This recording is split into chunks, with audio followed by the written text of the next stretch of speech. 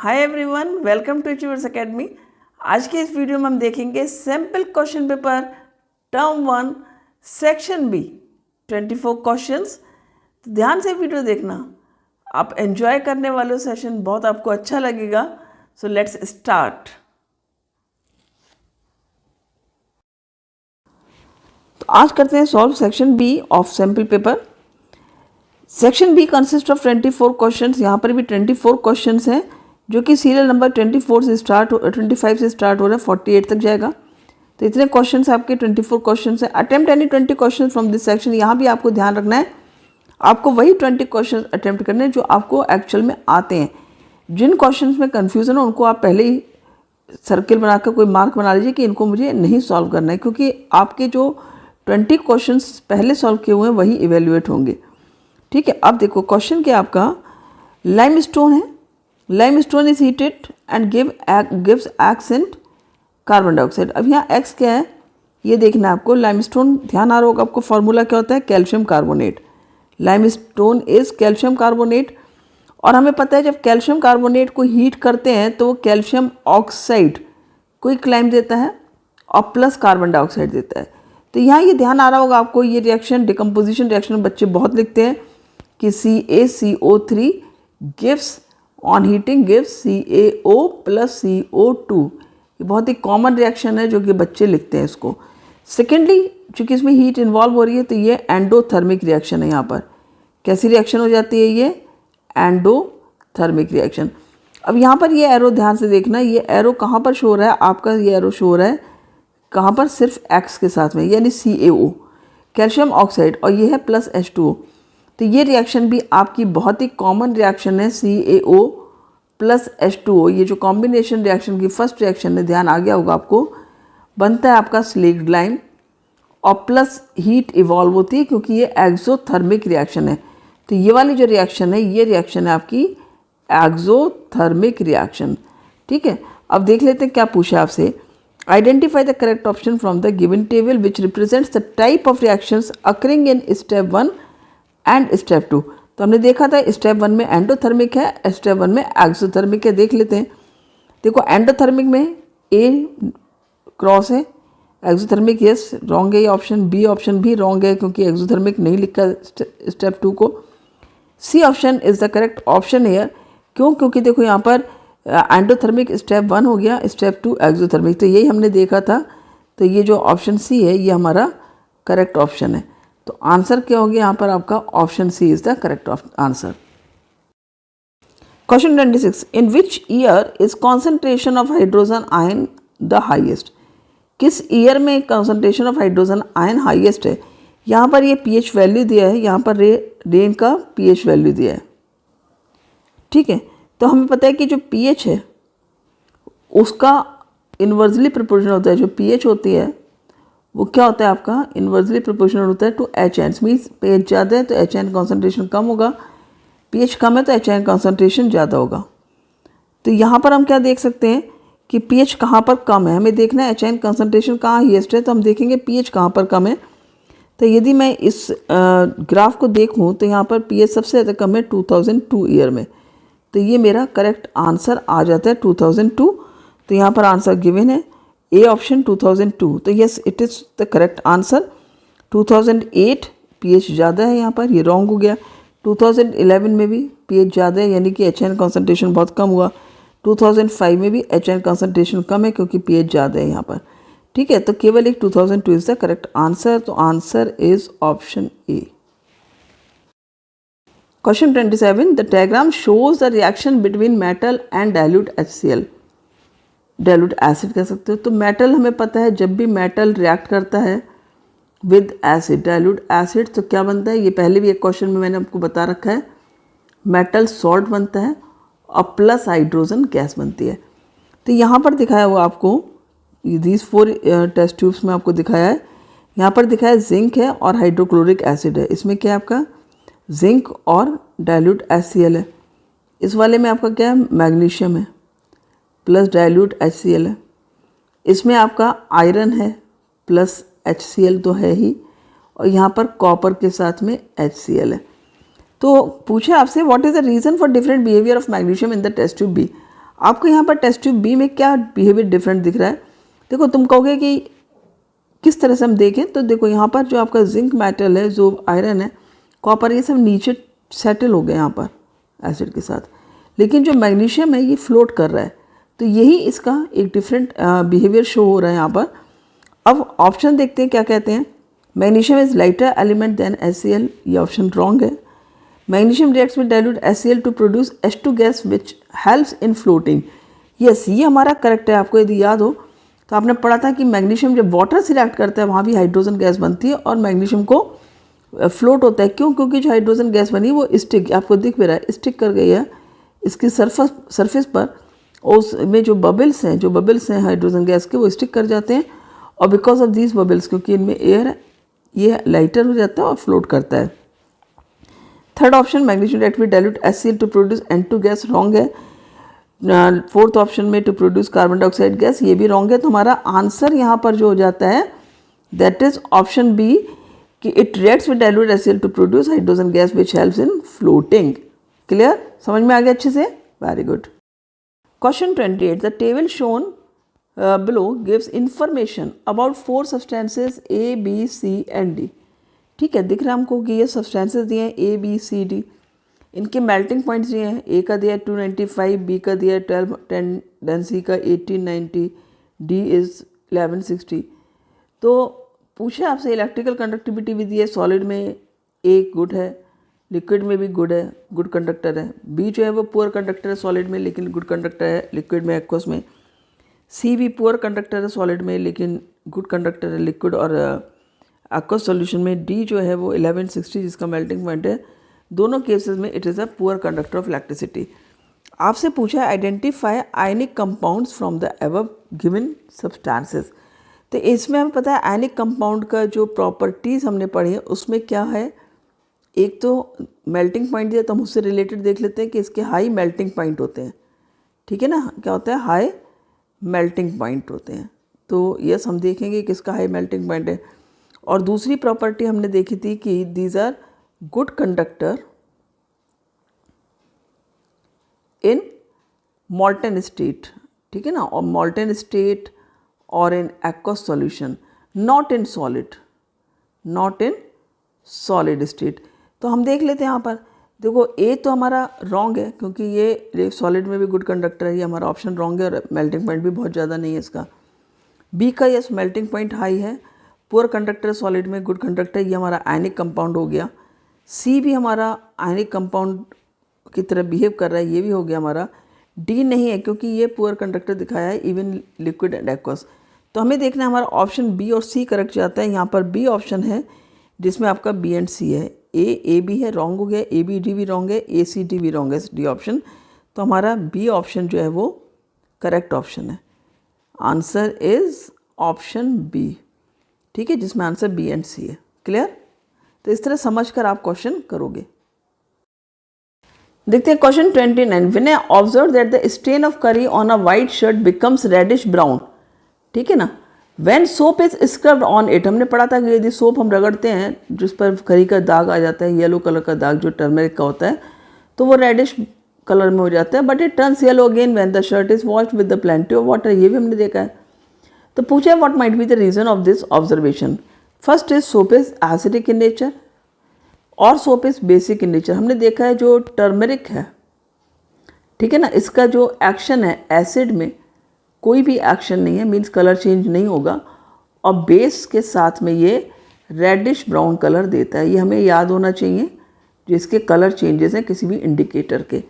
तो ये सोप क्या है, क्योंकि इसने रेडिश ब्राउन कलर दिया है तो सोप बेसिक है नेचर में, यहाँ समझ में आ गया। फिर पूछा टर्मरिक एसिडिक इज नेचर, ये रॉन्ग है आपका। Turmeric is a indicator which gives reddish tinge in bases. Yes, क्योंकि उसने रेडिश टिंज दिया है बेस के साथ में, सोप बेस है और रेडिश टिंज दिया, तो ये हमारा करेक्ट हो जाता है।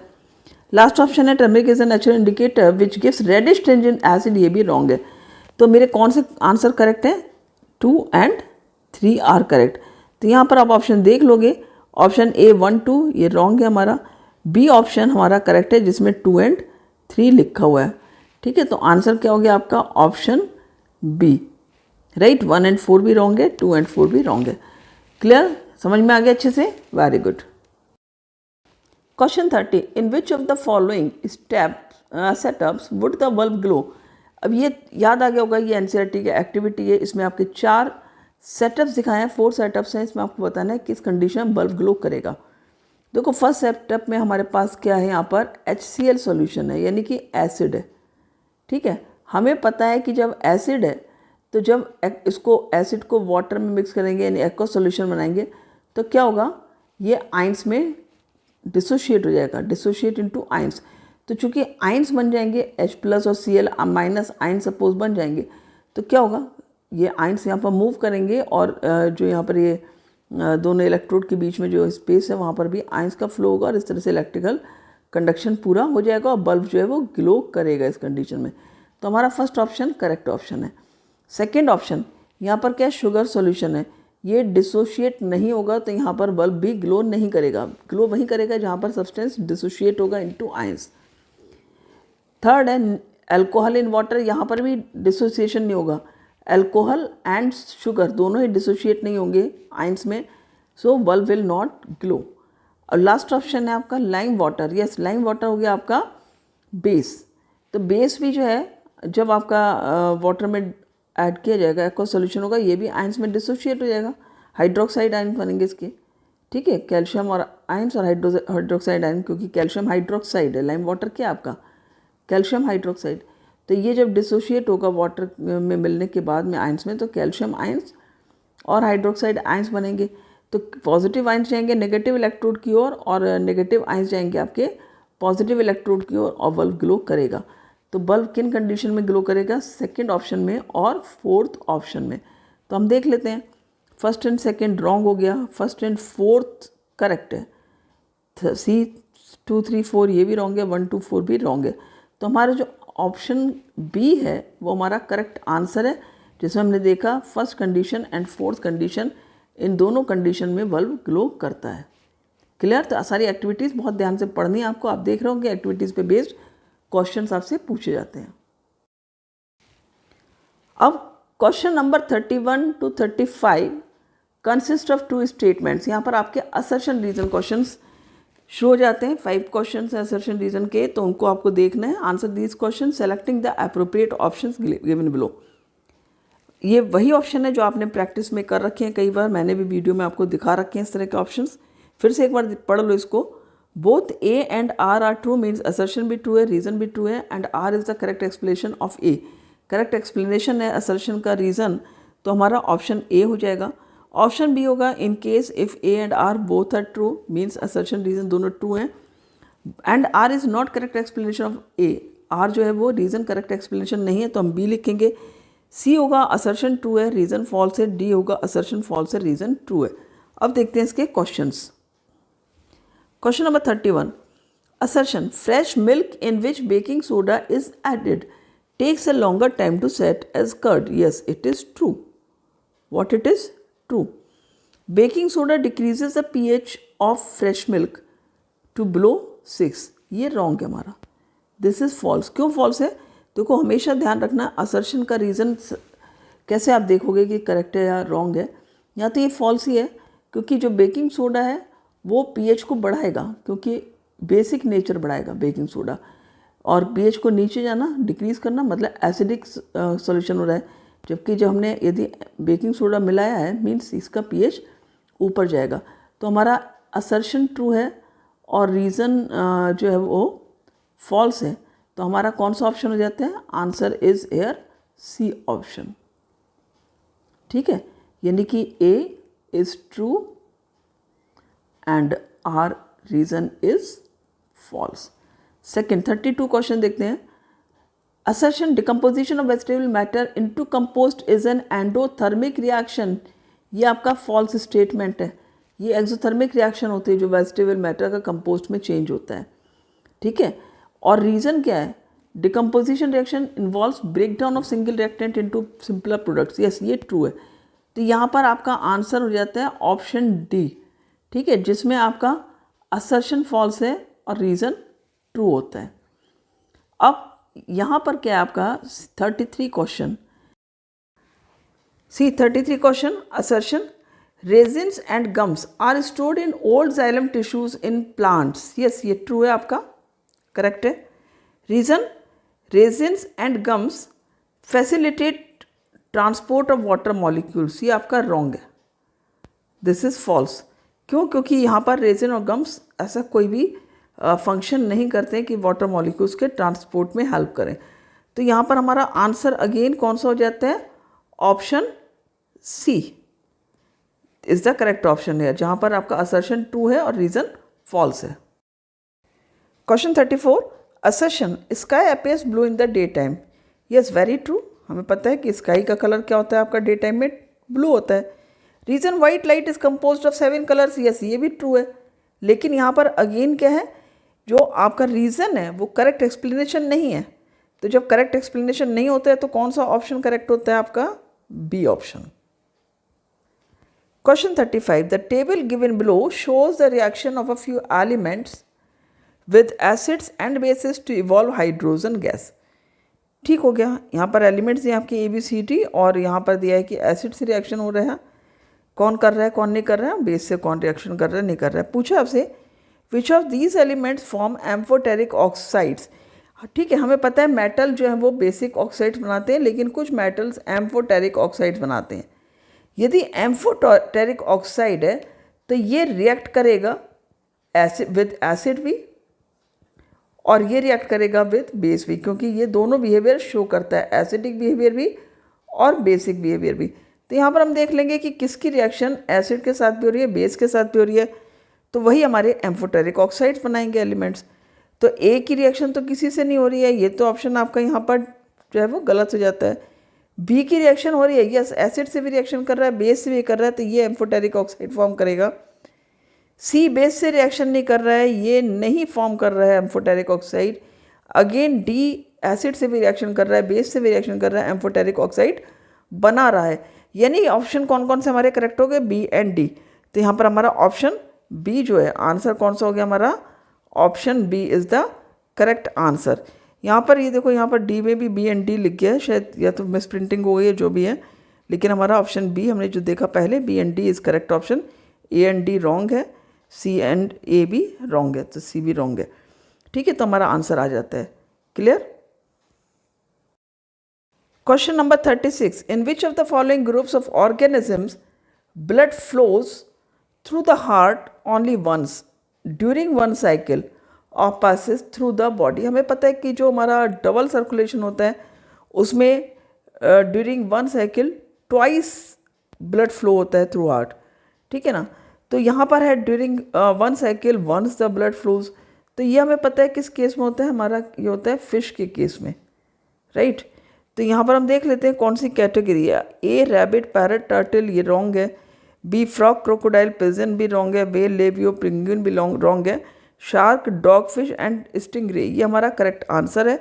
तो हमारा कौन सा आंसर करेक्ट हो जाता है यहाँ पर? ऑप्शन डी जो है हमारा करेक्ट आंसर है, जिसमें तीनों ऑर्गेनिज्म जो दिए हैं यहाँ पर वो फिश कैटेगरी में आते हैं, जहाँ पर कि ब्लड हार्ट से एक साइकिल में एक बार ही फ्लो करता है।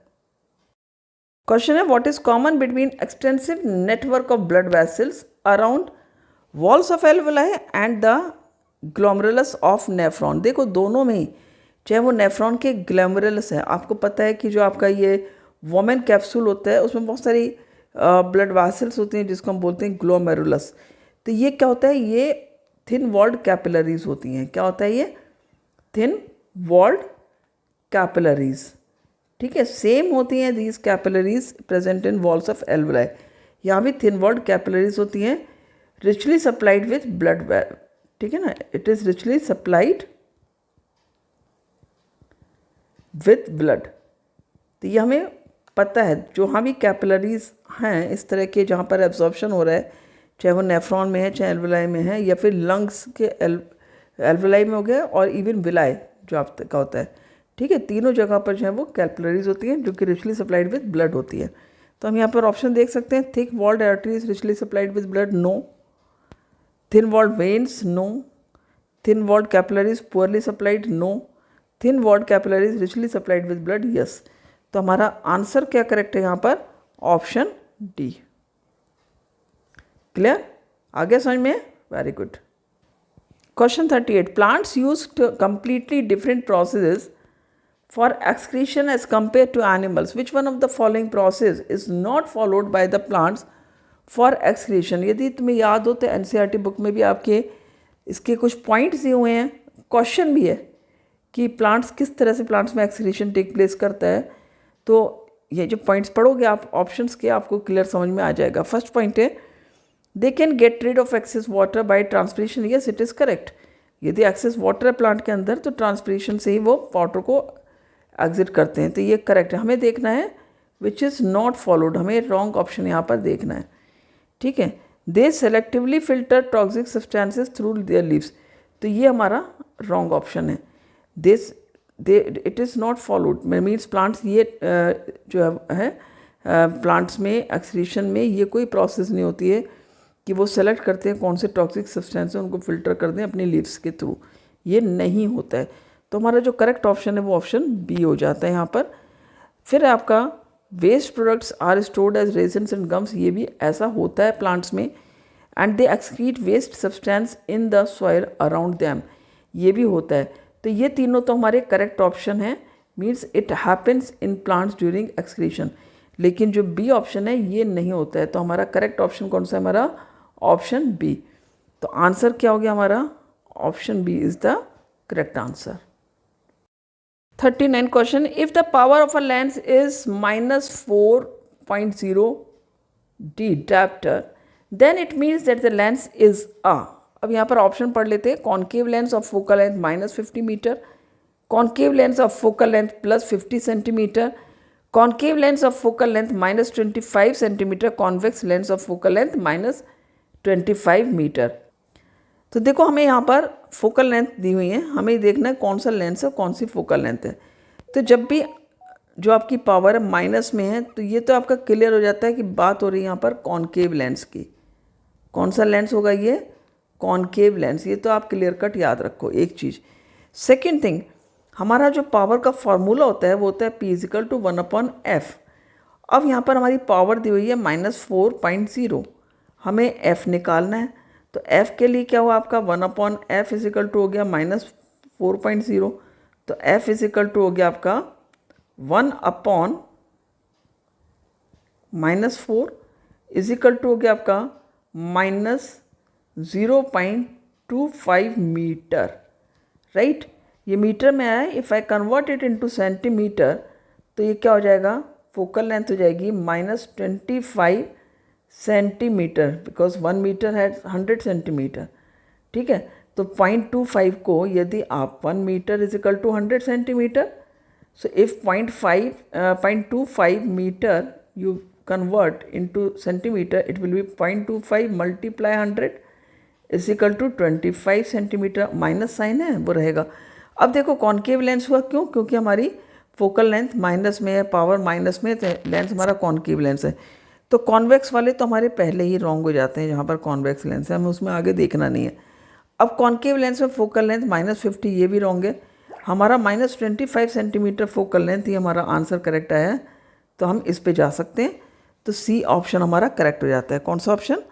Answer is option C is the correct answer. तो जो न्यूमेरिकल बेस्ड क्वेश्चन है उसमें आप न्यूमेरिकल को कंप्लीट करोगे जैसा मैंने यहाँ करके दिखाया है, ऐसे ही नहीं पढ़कर आंसर करना है। समझ में भी आ रहा है कि ये आंसर सही है, तो अभी एक बार करना जरूर है, जिससे कि कोई मिस्टेक के चांसेस, एरर के चांसेस ना रहें। क्वेश्चन 40 क्वेश्चन है, rays from the sun converge at a point 15 centimetre in front of a concave mirror. देखो ये कहा है कि यदि एक कॉन्केव मिरर है, सपोज ये मैंने कॉन्केव मिरर बनाया और कहा गया है कि यदि सन की रेज एक पॉइंट पर कन्वर्ज कर रही हैं एंड ये सन की रेज आ रही हैं पैरेलल और ये एक पॉइंट पर यहाँ पर कन्वर्ज कर रही हैं लाइक दिस, और ये जो डिस्टेंस है दिस इज़ 15 सेंटीमीटर। तो ये मैंने क्या निकाला, यानी ये क्या हमारा फोकल लेंथ है, ठीक है, ये हमारा फोकस है। तो ये जो 15 सेंटीमीटर है ये क्या हो गया, हमारा फोकल लेंथ हो गया। F = अब -15 मैं क्यों लिखूँगी, क्योंकि लेफ्ट साइड है ये, तो -15 centimetre in rays from sun converge at a point in front of a concave mirror. तो ये हमारा डायग्राम इस तरह से बनेगा और ये हमारी 15 सेंटीमीटर की फोकल लेंथ यहाँ पर दिख जाती है। Where should an object be placed so the size of its image is equal to that of the size of the object? अब देखो यदि फोकल लेंथ -15 है तो इस केस में मेरा जो C होगा वो क्या होगा, 30 हो जाएगा। C की वैल्यू क्या जाएगी, -30 सेंटीमीटर। और हमें पता है कि केवल एक केस होता है जिसमें हमें इक्वल इमेज मिलती है ऑफ द ऑब्जेक्ट। वो कौन सा होता है कि when object is placed at C। यही एक ऐसा ऑप्शन है जिसमें हम ऑब्जेक्ट को जब C पर प्लेस करेंगे तो हमें जो इमेज मिलेगी वो सेम मिलेगी, इक्वल साइज़ की मिलेगी। अच्छा, रियल एंड इन्वर्टेड मिलेगी क्योंकि माइनस है हमारा, जो हमारी इमेज बन रही है वो क्या है, आपका इमेज भी माइनस में आएगी क्योंकि लेफ्ट साइड में यहाँ पर इमेज बनती है, तो ये हमारा रियल इन्वर्टेड इमेज बनेगी। तो C पर ही हमारा ऑब्जेक्ट होगा। तो ऑप्शन देखते हैं, 30 centimetre in front of the mirror. Yes, ये ऑप्शन हमारा करेक्ट है, ये option. B 15 centimetre, no, wrong है, ये फोकल लेंथ पे होगा तो पीछे बनेगी इमेज। बिटवीन 15 एंड C, तो बियॉन्ड द C बनेगा और साइज़ जो होगा वो बड़ा हो जाएगा इमेज का, ये भी रॉन्ग है।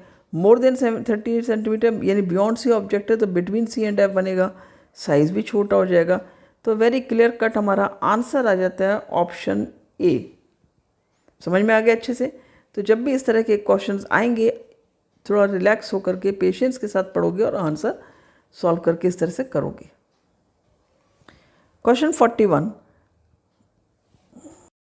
Question number 41, in which of the following groups of organisms food material is broken down outside the body and then absorbed in.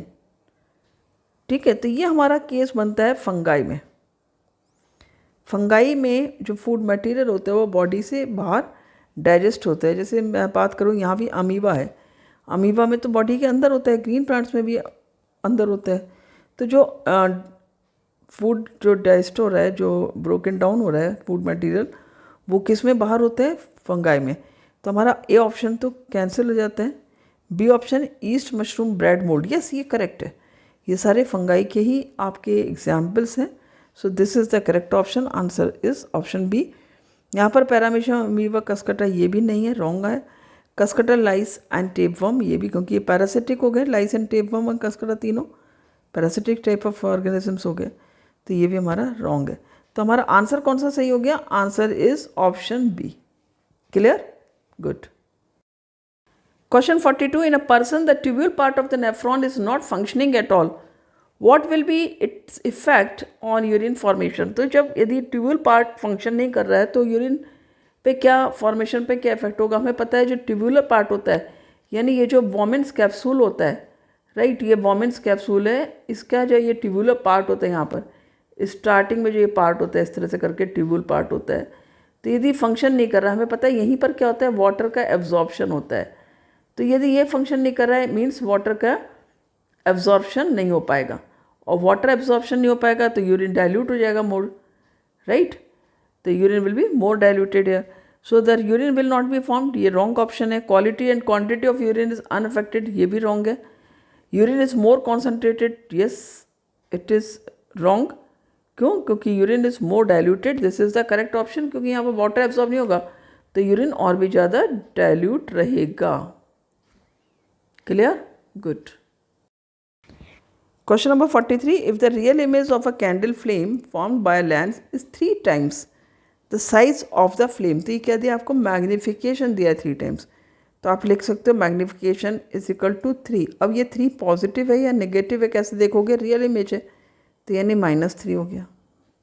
Clear, फिर पूछा and the distance between the lens and the image is 80 centimetre, तो ये हमारा convex lens है और यदि magnification -3 है means real and inverted image बन रही है, राइट हैंड साइड बन रही है, तो 80 सेंटीमीटर हमारा पॉजिटिव रहेगा, v is equal to 80 centimetre आ जाएगा। At what distance should the candle be place from the lens, अब हमें u पूछा है, बहुत सिंपल है, हमें पता है formula m is equal to होता है v अपॉन u, m की वैल्यू गिवन है आपको 3, v is given that is 80 upon u, तो u क्या हो गया आपका 80 अपॉन -3, तो u is equal to -80 upon 3, ये आपका आंसर आ जाता है।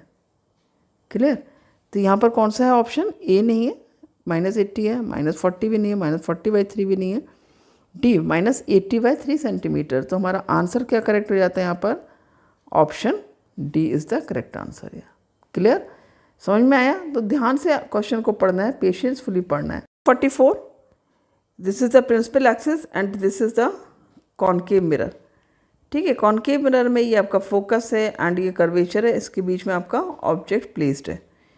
While looking at the above diagram Nalini concluded the following. अब नलिनी ने क्या कंक्लूड किया? देखो यहाँ पर एक रे भी शो किया है जो कि कर्वेचर से होकर के जा रही है ऑब्जेक्ट से। देख रहे हो आप, ये कर्वेचर से होकर जा रही है।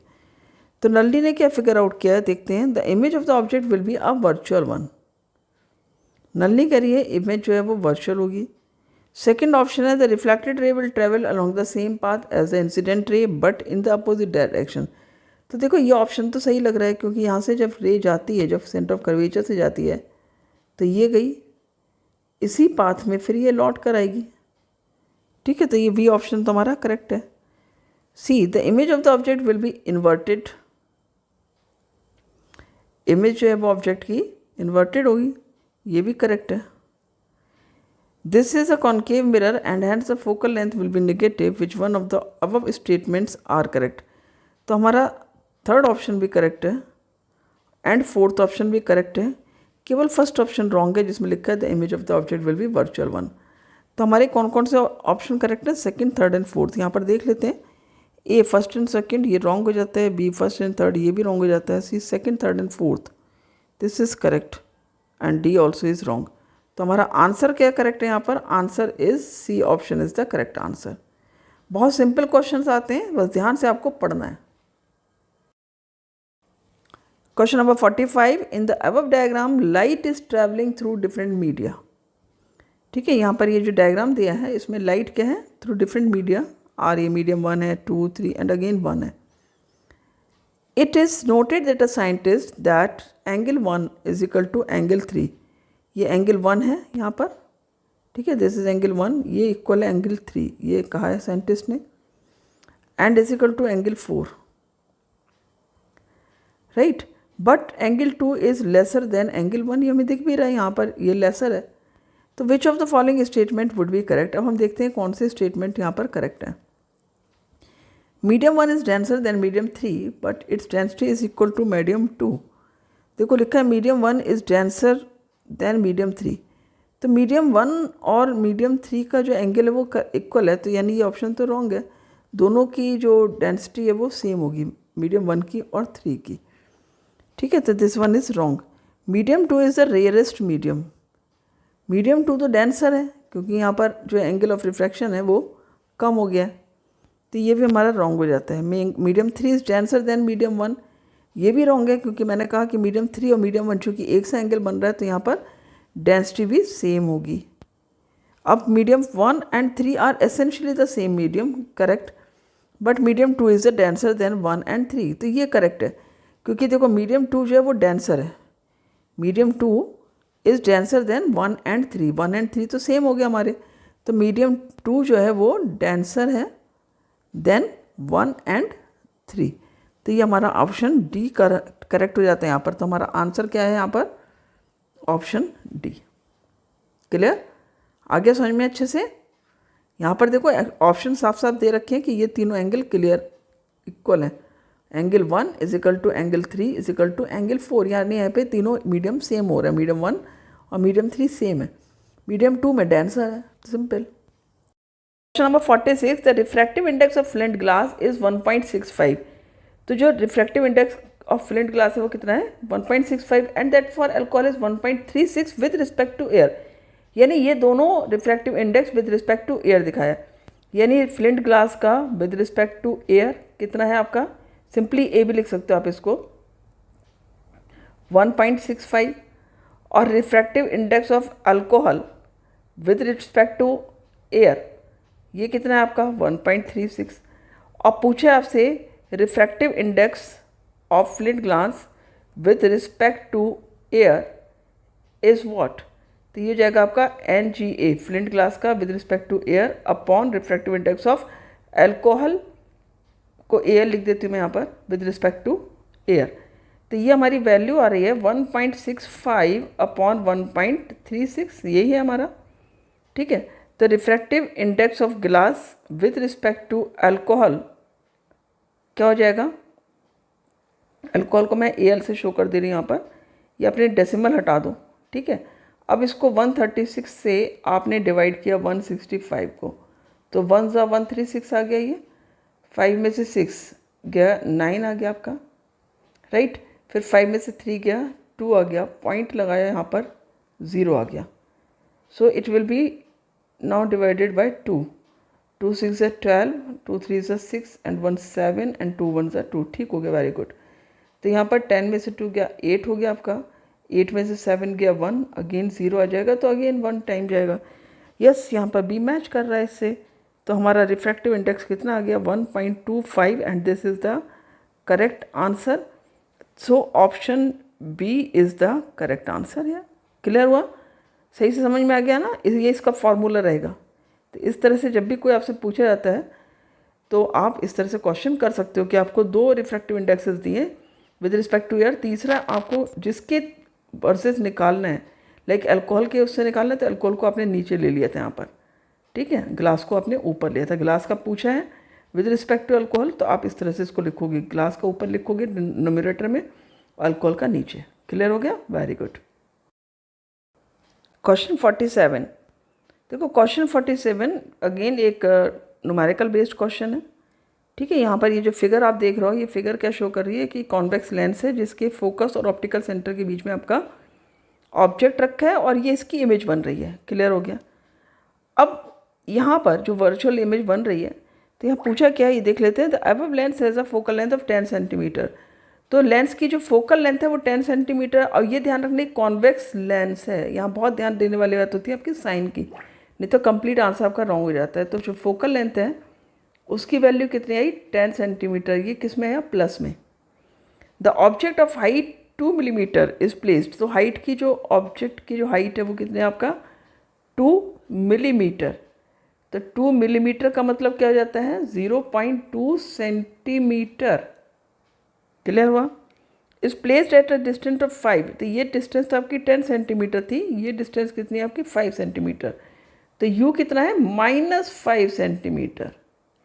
क्लियर? माइनस में आएगा, फोकल लेंथ तो यहाँ होती है, इसकी इस तरफ होती है, तो इसलिए प्लस में आती है। Find the height of the image. यहाँ पर आपको HI निकालना है, बहुत सिंपल है। देखो जब हमें इस तरह से क्वेश्चन दिया है, यानी हमें HI निकालने के लिए हम V निकाल लेंगे, V निकाल लेंगे तो मैग्नीफिकेशन वाला फार्मूला रख करके हम कर लेंगे। तो देखते हैं 1/f इज इक्वल टू होता है आपका 1/v माइनस 1/u। तो यदि मुझे 1/v निकालना है तो 1/f प्लस 1/u हो जाएगा। 1/f है मेरा 1/10, ठीक है ना, और प्लस 1/u हो गया -5। समझ में आ रहा है? यहाँ तक वैल्यूज़ पुट कर दी फॉर्मूले में, ठीक है। एलसीएम 10 आ गया, 10 1 जा 10, प्लस माइनस माइनस 5 2 जा 10।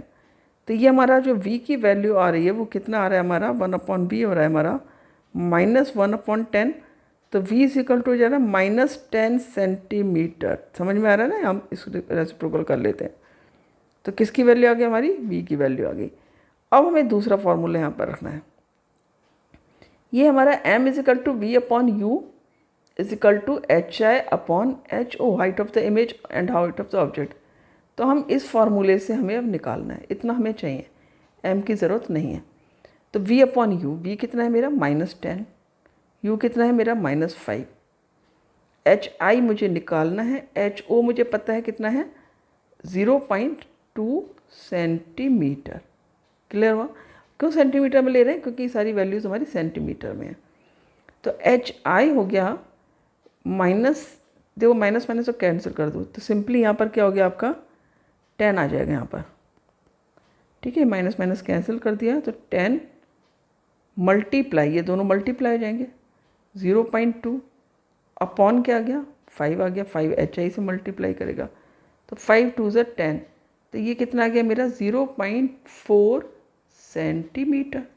तो HI हो गया हमारा 0.4 सेंटीमीटर, यानी मिलीमीटर में इसकी वैल्यू देखूं तो कितनी आएगी आपकी? 4 millimetre. Height of the object image, yes, height of the image कितनी होगी? 4 मिलीमीटर। तो देख लेते हैं ऑप्शंस क्या क्या दिए हैं।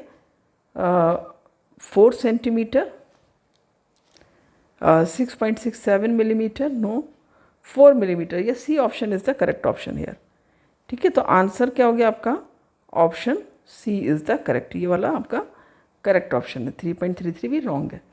देखो बहुत नियर दे रखे हैं 4 सेंटीमीटर, बच्चे कंफ्यूज कर सकते हैं, लेकिन यदि आप खुद से सॉल्व करोगे तो आप आंसर सही इसमें क्वेश्चन का आंसर सही कर पाओगे, अदरवाइज आप रॉन्ग कर दोगे। तो हमेशा न्यूमेरिकल बेस्ड क्वेश्चन में आपको न्यूमेरिकल करना है और तब आपको आंसर अपना ऑप्शन देख करके लिखना है। क्लियर? गुड। क्वेश्चन 48 क्वेश्चन है, cable manufacturing unit tested few elements on the basis of their physical properties. ठीक है, जो केबल मैन्युफैक्चरिंग यूनिट है उसने टेस्ट किए कुछ एलिमेंट्स को कुछ फिजिकल प्रॉपर्टीज़ के ऊपर। अब हम देखते हैं क्या फिजिकल प्रॉपर्टीज़ हैं एलिमेंट्स की। तो देखो यहाँ पर एलिमेंट्स के लिए W, X, Y, Z ये एलिमेंट्स हैं। प्रॉपर्टीज़ के लिए मैलिएबल। अब उसे चाहिए क्या? केबल मैन्युफैक्चरिंग यूनिट है, यानी कुछ ऐसे एलिमेंट्स चाहिए जिनमें इलेक्ट्रिकल कंडक्शन हो।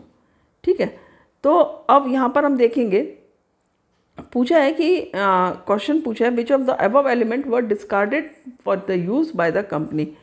कौन से एलिमेंट्स को डिस्कार्ड कर दिया कंपनी ने?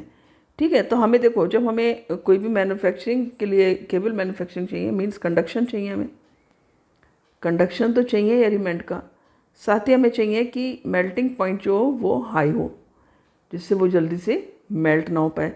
तीसरा, यस डक्टाइल नेचर भी चाहिए हमको, क्योंकि डक्टाइल नहीं होगा तो वायर में कैसे कन्वर्ट होगा। साथ ही हमको मैलिएबल भी है तो चलेगा। ठीक है, तो हमें ये सारी चीज़ें हमें देखनी है। तो यहाँ पर देखो मैलिएबल क्या है आपका? W है, यस। ये आपके नो है, ये भी यस है। देखते हैं आगे, डक्टाइल में भी आपका W यस है, यानी W आपका अभी तक वर्क कर रहा है। Z भी यस है, Z भी हो सकता है। ठीक है, अब देखते हैं। फिर आपका इलेक्ट्रिकल कंडक्टिविटी यहाँ पर यस है, लेकिन Z में नो है। यहाँ पर भी यस है, यहाँ पर भी यस है, लेकिन मेल्टिंग पॉइंट भी इनके लो हैं। तो कंडक्टिविटी शो कर रहे हैं X एंड Y, लेकिन न तो इनको आप तार ही नहीं बना पाओगे, क्योंकि इनके अंदर डक्टाइल का जो एक क्वालिटी है, प्रॉपर्टी, वो नहीं है। तो फिर जब वायर ही नहीं बनेंगे तो कंडक्शन कैसे होगा? तो केबल जो बना रही है कंपनी, उसके लिए तो ये यूजलेस है। मेल्टिंग पॉइंट भी लो है, मीन्स जैसे ही थोड़ा सा हाई टेम्परेचर हुआ, ये लो मेल्टिंग पॉइंट है तो मेल्ट कर जाएगा। तो हमें कौन सा सही पड़ रहा है? W। तो यानी कौन कौन से एलिमेंट्स डिस्कार्ड कर दिए? X, Y and Z। Option देख लो यहाँ पर, A W X Y no, ये रॉन्ग का ऑप्शन है। B X Y and Z, यही ऑप्शन हैं जो कि उसने कंपनी ने डिस्कार्ड किए हैं। तो हमारा आंसर B करेक्ट हो जाता है। C भी देख लेते हैं, W X Z no, W तो सही है, D भी सही, में भी W है जो कि सही है। तो हमारा आंसर आ जाता है option B। Means X, Y and Z तीनों को ही डिस्कार्ड कर दिया है कंपनी ने फॉर मेकिंग द केबल। तो आई होप ये सब आपको बहुत अच्छे से समझ में आ गए होंगे। आंसर किस तरह से करना है, क्वेश्चन को कैसे पढ़ना है, उसको किस तरह से आपको देखना है कि किस तरह से इसमें न्यूमेरिकल बेस्ड है तो या लॉजिकल बेस्ड है तो रिएक्शन बेस्ड है, तो किस तरह के क्वेश्चन हैं, आपको उस तरह से उसको आंसर को देखना है। तो आप, आई होप आपने अच्छे से समझा होगा, एंजॉय किया होगा सेशन। मिलते हैं नेक्स्ट वीडियो में with the C part, with the case study questions. So thank you for watching.